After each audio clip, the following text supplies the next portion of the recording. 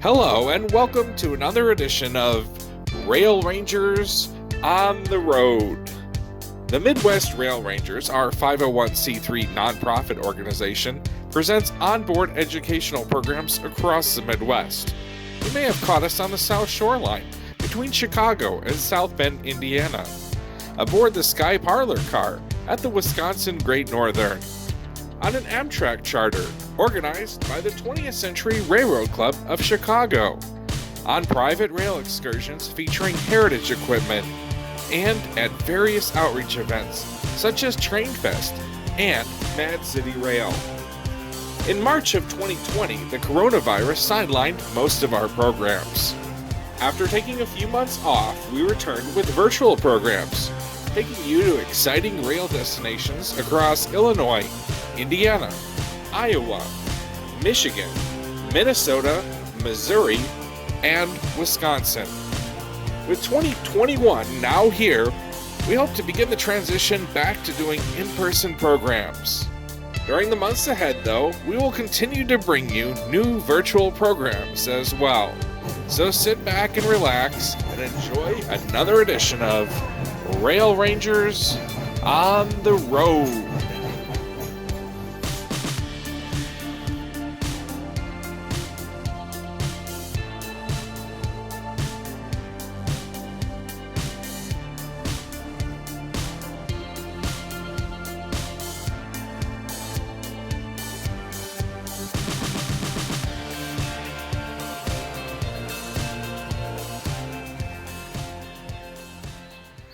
Well, hello everyone, and welcome to the Green Bay National Railroad Museum. This is part 1 of 3, and it's February 7th, 2021. Here's our virtual tour for you, and I'm going to give it to Robert for a tour of the outside equipment.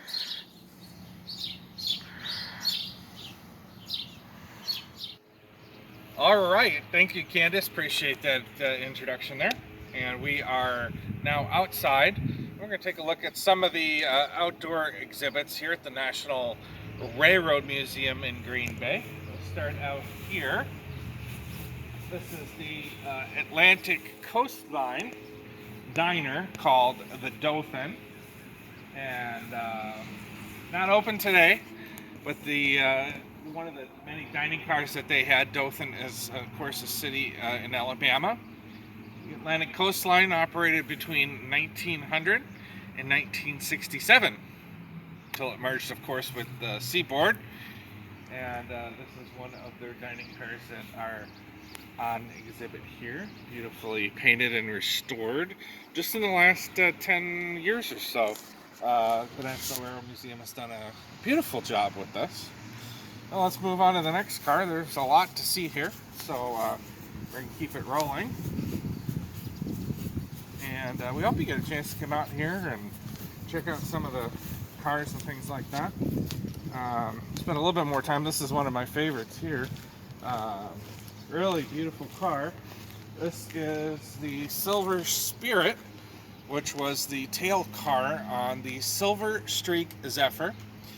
The Silver Spirit here was built in 1939, and it operated through the 1940s until the late 1950s on the Silver Streak Zephyr, which ran through parts of Nebraska and started in Lincoln, Nebraska, running to Kansas City. It was a Parlor observation car, and of course it was at the tail end of the car here. So we cross over a couple tracks. You can see the nameplate at the back of the car here, the Silver Streak. Now a lot of people are familiar with the more popular 1970s movie. Gene Wilder was in that, is that right? Not sure. Okay. I hope I'm right. But the Silver Streak, it was a very popular movie in the 1970s. But a lot of people don't know the Silver Streak was actually a movie. Maybe we could show a little clip of it. It was a movie actually filmed in the 1930s, a black and white movie. And the premise behind the movie was that they were supposed to transport an iron lung from Chicago out to Boulder Dam out in Nevada, and the iron lung was too heavy for the airplanes of the 1930s to carry the iron lung. So it's not this. They can't use the CB and Q in the movie, so I believe it's the CB and D is what they call it. If you have not checked out this movie, it's pretty good. It's about an hour and 10 minutes, but the whole premise was the original train was a failure, and the people at the CB and D railroad in the movie were trying to get the iron lung out to parts of Nevada, where they were having, ironically enough, respiratory disease and issues out there.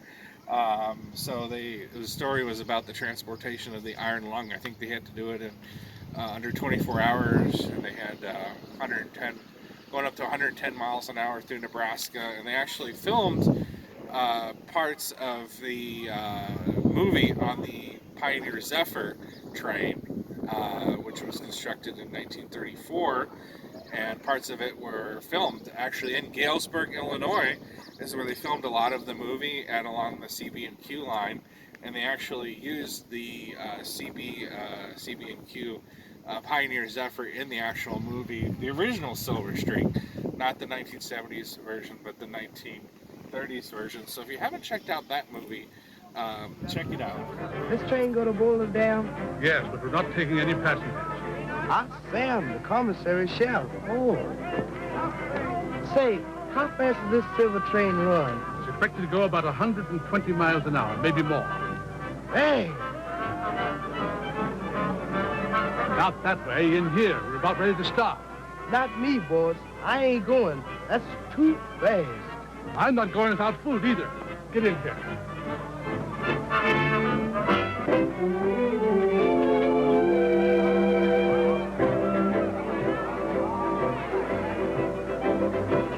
Oh, Ronnie. Gosh, I'm glad you're here. I was afraid they wouldn't find you. Find me? You were looking for me? Yes. We've got our great chance. Non-stop run to Boulder City. 2,000 miles by noon tomorrow. Go ahead, climb on, turn them over. This time we'll show them what speed really is.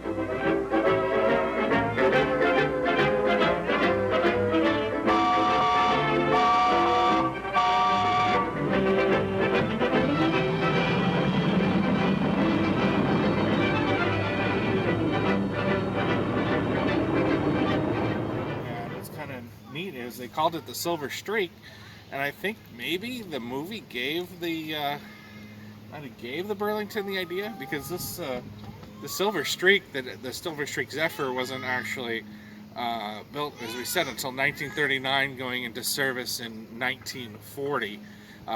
So that was 6 years after the Pioneer Zephyr and about 5 years after the movie. One quick side note that was interesting was, after this fictional movie, the original Silver Streak happened, about 2 years later, we found out that they actually did use the Zephyr to really, in real life, transport an iron lung out west when it was needed. So it was kind of cool. It's about, like I said, about an hour 15 black and white movie, but it was actually quite entertaining. So there it is, the tail car of the Silver Streak Zephyr up here at the National Railroad Museum in Green Bay. And we'll take a look at the side of the car. It's actually in pretty good condition here. They told us they give rides on this on their Polar Express train. Never been up here for that. A little too much snow. But there it is, the Silver Spirit. Gotta love the old Zephyr equipment. Always have a special place in the heart for any type of old Zephyr equipment. So those are two of the display cars that they have here, passenger cars. And then if we go over here, we'll walk and take a quick look at just point out some of the other equipment that they have here. Some of the freight equipment, but it's also still interesting. There's some type of a crane here. And over there is the Illinois Central Caboose. I remember seeing that as a kid, where the Illinois Central would became the Canadian National, and if you've ridden on the Amtrak line to Carbondale, that was their one of their major important lines down through the Illinois, from Chicago to Carbondale, and then on down to Memphis and New Orleans. They got an Illinois Central Caboose, and then how ironic, since the Illinois Central was bought by the Canadian National, they have a Canadian National boxcar here. And I don't know, some people ever notice this who maybe aren't rail fans, who don't notice this or maybe watching us, is sometimes you can see the dates on here. And so you can see, this will give us an indication of when it was last rebuilt. So you can see rebuilt and then built in 6 of 93. So this would have been last refurbished in June of 1993. And then sometimes you see objects like this on here. And that is an electronic reader. So it would go by a plate reader, and they would tell where this car is and when, what city it's gone through, where it is, if the Canadian National wants to track some of the freight cars there. And you can see things like here, you know, the height, the weight, and then how many cubic feet, 5,277 cubic feet are inside. So some of the things you might notice on a freight train, I'm sure a lot of our people know, but maybe you don't know. And let's see, we got a, this is called a piggyback car over here. And this is something that the Santa Fe really mastered. It was a master of the Santa Fe Railroad. The main line between Chicago and Kansas City, Albuquerque, and Los Angeles became known very early on for transporting trucks. And of course, the intermodal containers that we see today, we're pretty familiar with. But the Santa Fe, we're not going to go, of course, have time to go into the whole history this evening with you here on our Rail Rangers virtual program. But look up the history, a very interesting history of how innovative the Santa Fe Railroad was in innovating this very fast service to get tractor trailers like this, called piggybacks, from Chicago to Los Angeles. You can see this car here if you're looking up the dates again. There's my little cheat sheet. So I sound like I'm knowledgeable. And oh yeah, this car was built February of 1968. There's my cheat sheet. I'm giving away all my secrets tonight. But it is an interesting history, and that's something for you to look up after our program tonight, of how Santa Fe would take these tractor trailers and transport them so quickly across the country. Now they have the containers that actually come off the truck, so they don't have to transport the wheels and everything that you see here. But quite an innovative practice for this, and very high speed to get these cars across the country. And then we have a North American Car Corporation. We have a hopper car here, and again, see, cheat sheet. This one was built in March of 1953. You can see some markings where it was rebuilt, and some work was done in the 70s. So this is, you can tell this was used in the 50s, 60s, 70s, used for at least 25 to probably 30 years. And they would load the coal probably on the top, and you can see the hoppers out here where they would offload the coal or whatever was likely on this car. Oh, and then we have, look at that, we got Mount Rushmore. We have a car from the Black Hills Packing Company, I presume probably meat. This car was built, you can see again, July of 1950. And I love the mural of Mount Rushmore, where a camera person can get a shot of that. That's pretty cool. So I don't know much history about the Black Hills Packing Company. Like I said, I presume maybe it's meat packing. I don't know. But pretty cool with Mount Rushmore. Of course, a lot of the train lines across South Dakota have been torn up. South Dakota is one of just 2 states in the lower 48 that does not currently have Amtrak service, and the other one would be Wyoming. Now we have a standard oil car. Pretty cool here from Amoco. You folks, if you're watching us with the 20th Century Railroad Club in Chicago, you're familiar with Standard Oil, which eventually became Amoco. As they expanded, they were not allowed to call themselves Standard Oil because there were some other Standard Oils like Exxon and other companies. So they were only allowed to call themselves Standards in certain states like Illinois, I think Wisconsin and Indiana. But once they wanted to expand to other regions, they couldn't call themselves Standard because, like in I believe New Jersey, it was Exxon.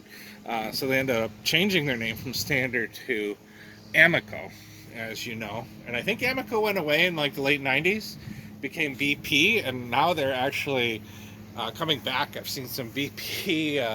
I've seen some Amoco stations back, and you can see each of the cars here have the car number, car lettering here, and tells the company, which is short for AMOX.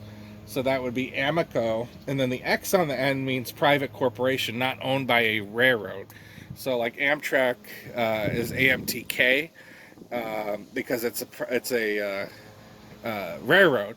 Anything that ends in an X on a freight car, AMOX, means a private company. The car is not owned by the railroad. So pretty cool there. But I don't know if you know that or not. I'm sure a lot of our folks do. We have another, looks like hopper car here. Designed and built by the General American Tank Car Corporation in the East Chicago, Illinois shops, by the way. And then we have a couple engines to round out our display here of equipment. This was a Wisconsin Central. It's got some markings on it. It looks like it might have been last used in the late 80s, maybe early 90s. The Wisconsin Central 715. Operated many railroad lines across the state of Wisconsin, and eventually, of course, they were bought by, merged into the Canadian National. But they were actually very friendly toward passenger excursions, and there were many steam excursions over the years that were operated on some of their lines. I think there was even some 20th Century Railroad Club would work with the Wisconsin Central and bring Metro cars up to Fond du Lac. Those might have been some of the excursions back in the day. And rounding out here, we have the GBW, the Green Bay in Western. We have one of their freight engines, the 315. So, hope you enjoyed some of the outdoor exhibits. And I'm going to switch our camera feed back over to Candace, who has some more exhibits for you. I believe she's inside right now. Candace? Well, hello everyone. This is Candace. I'm coming to you from the National Railroad Museum's outside exhibit with all their rolling stock. And right now, I'm standing next to the Aero Train number 2.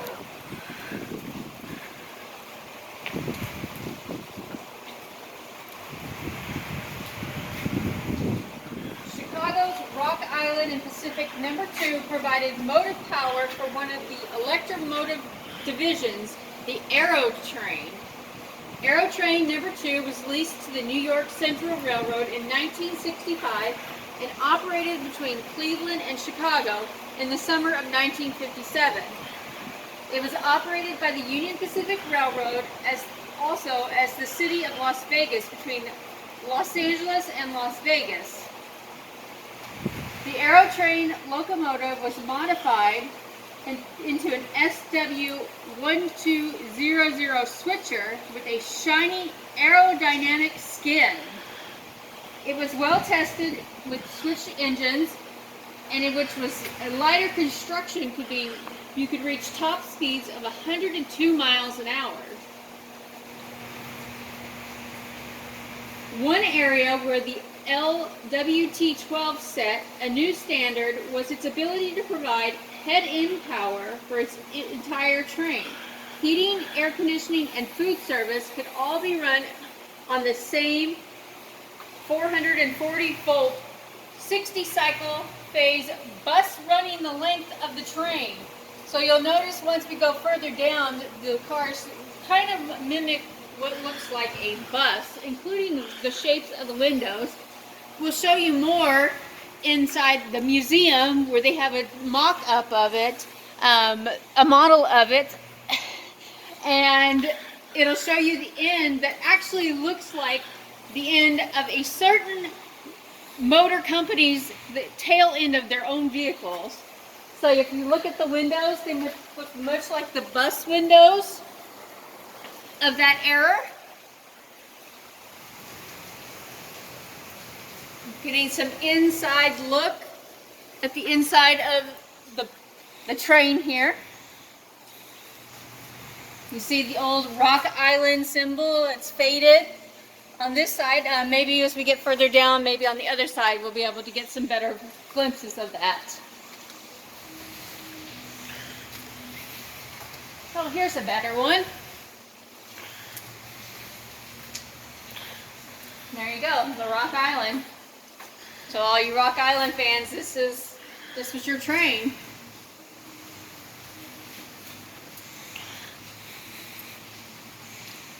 And you'll see some of the other equipment as we walk through this little gap in the equipment here. We have an old heavyweight here from the Northwestern line. So all of you Northwestern fans, not the college or the university. It's our friend Patrick. There you go. Patrick, he always wears his Northwestern coat. There you go. This to a train this show. is your car. Well, the next car that we're going to be passing is a Great Northern car. You see the orange and green color scheme. This was run on the Empire Builder, but if you notice, stop just a minute, Mr. Cameraman, up here in the corner is the CB&Q lettering. I wonder if anyone watching can tell us why that lettering was on a train that ran on the Empire Builder on the Great Northern. What do you think, Candace? What's the answer? That's because the Empire Builder actually ran on some of CB&Q's owned line. Between what cities? I don't know that answer. Do you, Robert? I do. It's Chicago and the Twin Cities. There you go. So you've got the upper and lower windows, of course, probably for the sleeping accommodations. We're a little too short to see inside. You know about being short too, dear. And we look like we have a Union Pacific Dome car here coming up next. The 8003. Such beautiful cars. Like Robert mentioned, if you look at some of the plating on here, you can tell, you know, what is what and when the car was built. This one specifically just says truck brake and shut off. Let's see if we can spot that plate like Robert showed on the cars outside when it was built or rebuilt.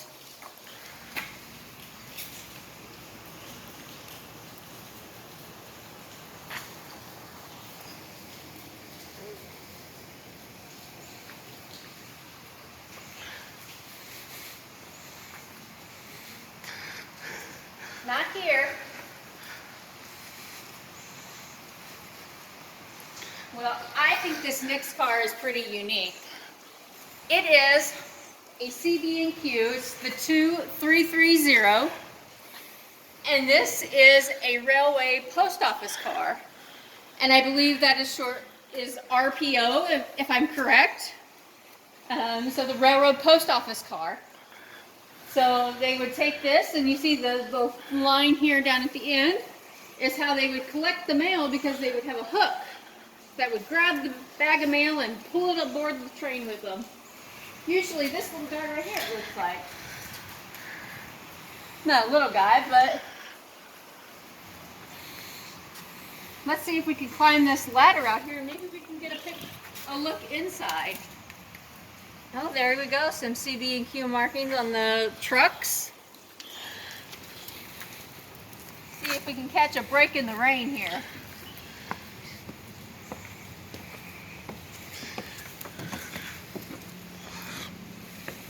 Yeah, so it shows you what the inside looks like. Hopefully we don't get too bad of a glare. And it shows you how they would sort the mail. And they have little boxes up at the top where they would put the mail individually.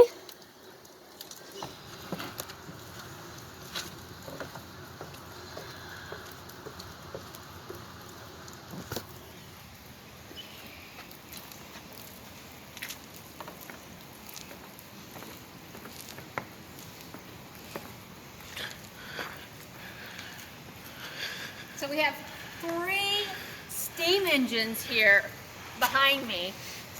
I'm not a steam engine expert, of course, so maybe someone can help me out, tell me if they're a 464 or a 484 or what type of engines these are. I know that you count these 2, so it would be 2, 4, and then the back wheels on this one, but I'm not completely sure what type of engine it is.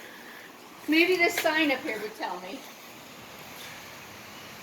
No, it's a 2.8 because you count 4 and 4. That's 8. But it doesn't have any. It should have back wheels, right? Let's see if this helps me out. This is a 280, so it does not have any of the back wheels like some steam locomotives have. You would be a 000 because you have no wheels. Because look at this one. This one has the back wheel here. Yes. So that would be a 282, like I believe the 261 is.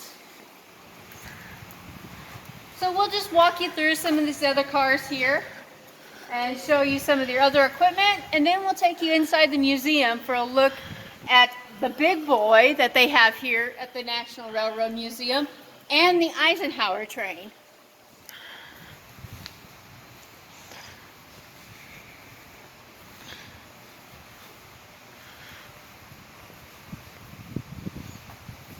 Got some passenger cars over here on the right.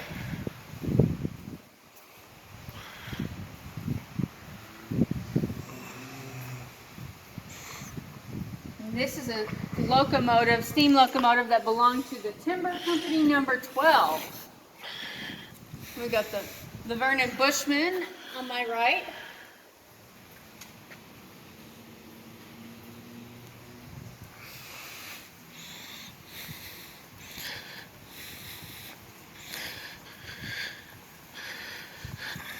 I have a boxcar on the right here. Let's see, it says, I'm looking for that built, maybe not. Maybe they didn't do it back in the day. Do you think, Robert? Usually only on freight cars, dear. Only on freight cars, all right. Well, for all of you Milwaukee people watching, here's a great piece of equipment for you guys. The Milwaukee Road engine here that they have here. Of course, painted in that signature orange and black. Then we have a private car here. Not sure what the name of it is, but it's a beautiful car with the back platform. Then we have, of course, the Great Northern engine here. Whoop, whoop. Painted in their signature colors of that orange and green. Railroads used a lot of orange. I wonder why. We'll have to research that. Safety color. Oh, safety color. And perhaps, is this an old Metro car, maybe?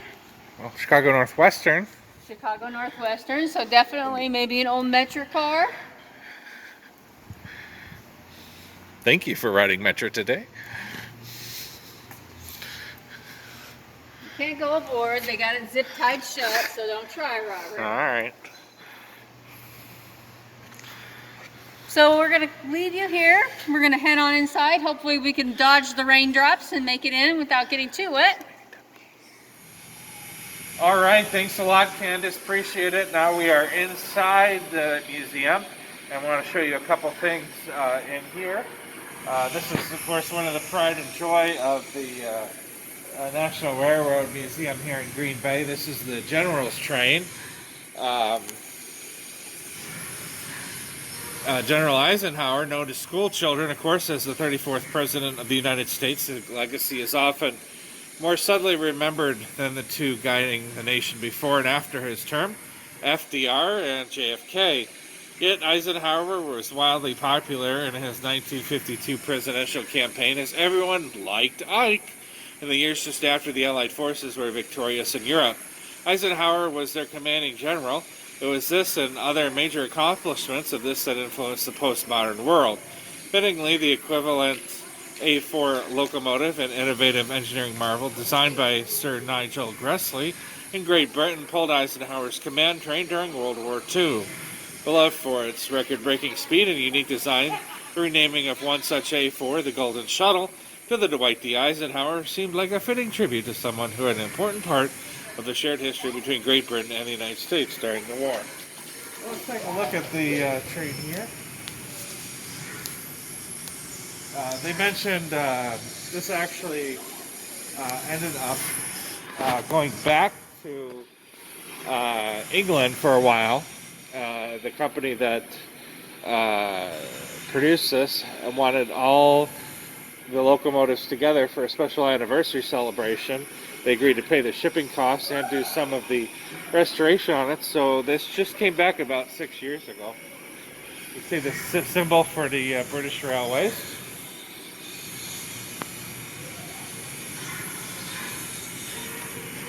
This is a very important train, and yeah, one of the pride and joys here of the National Railroad Museum in Green Bay.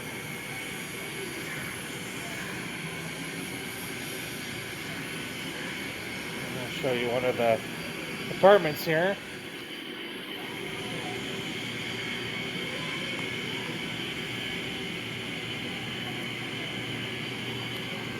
Or maybe our camera person can head up the stairs carefully and give you a peek inside.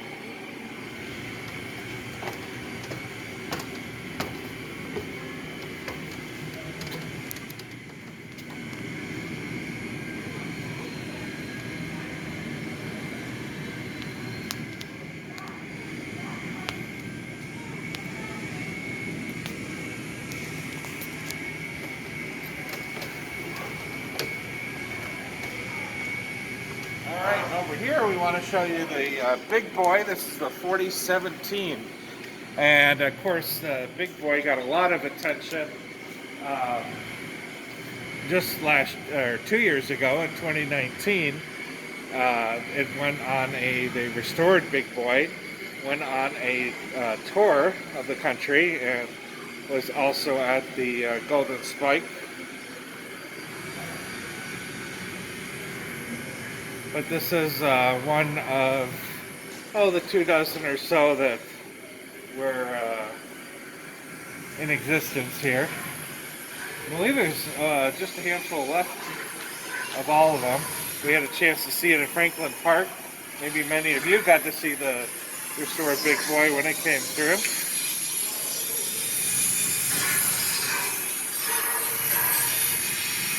I'll take you around this side.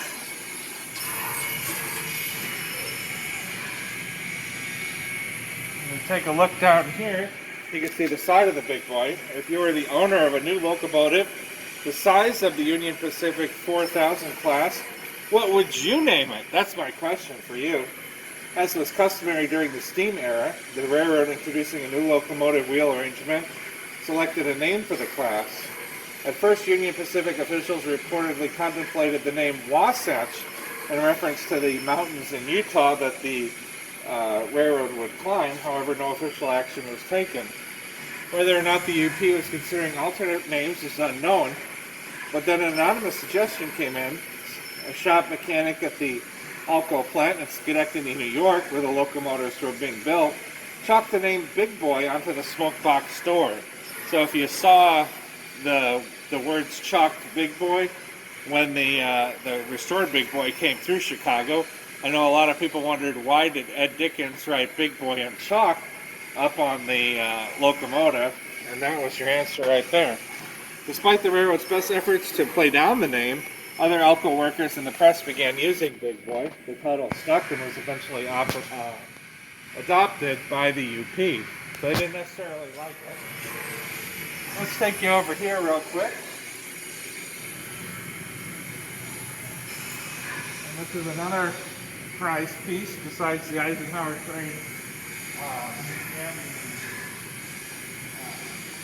and the Big Boy.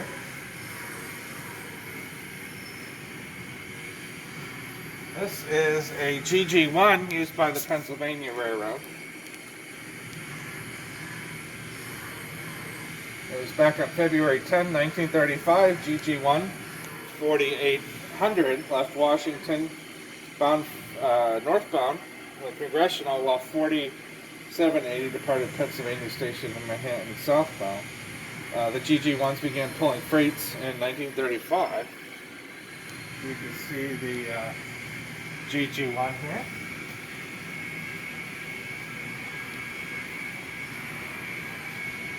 And they have plaques if you're interested in knowing all the facts. Goes at speeds of 100 miles an hour. Has a center cab for safety reasons and has all the specifics here. So if you're more interested in that, you can check that out.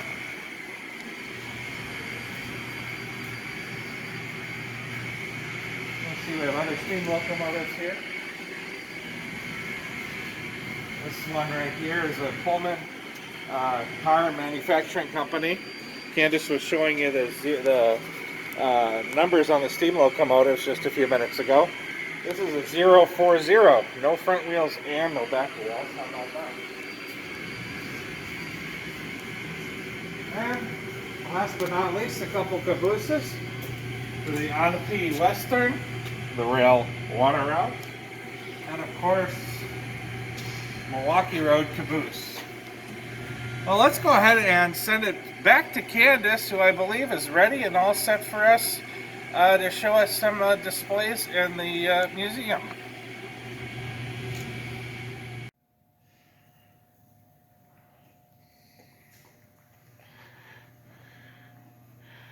Well, hello everyone. We're inside the museum and we're going to take a look at what we saw outside, but in a smaller version. This is the Aero Train, and I told you a certain automobile manufacturer was responsible for this. You can see on the front here, you can see my finger, I'm not going to touch it of course. GM Motors was responsible for building these trains. So I have a fun fact, it's a little further down here for you Illinois people, when I was reading earlier.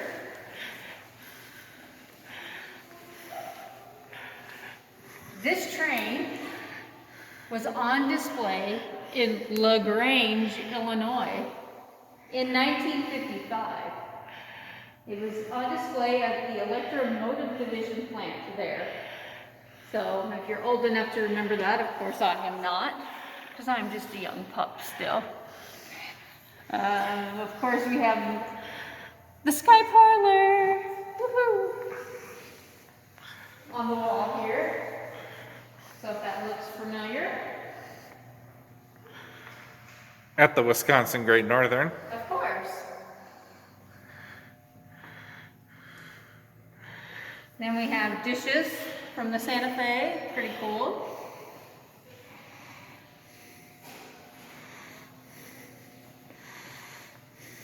And then of course, the 1950s Zephyr Rats. I think this is pretty cool. This is a reproduction of what their uniform would look like. Who were the Zephyr Rats? The Zephyr Rats were the women of the train. They were like your hostess. They worked on the train and they acted as hostess on the Chicago, Burlington, and Quincy Zephyr series until Amtrak took over in May of 1970. They were originally added to the train crew in the 1930s as an effort to attract families to rail travel. Zephyr Rats became exclusive perks for those riding the California Zephyr in the 1940s. So I think that's pretty cool that they had an actual uniform that's much like our LSAs or our onboard staff now today, but just in a much higher standard. And we always dressed with excellence. There's a picture of one here. Looks like maybe giving announcements. Let me get out of the shadow there.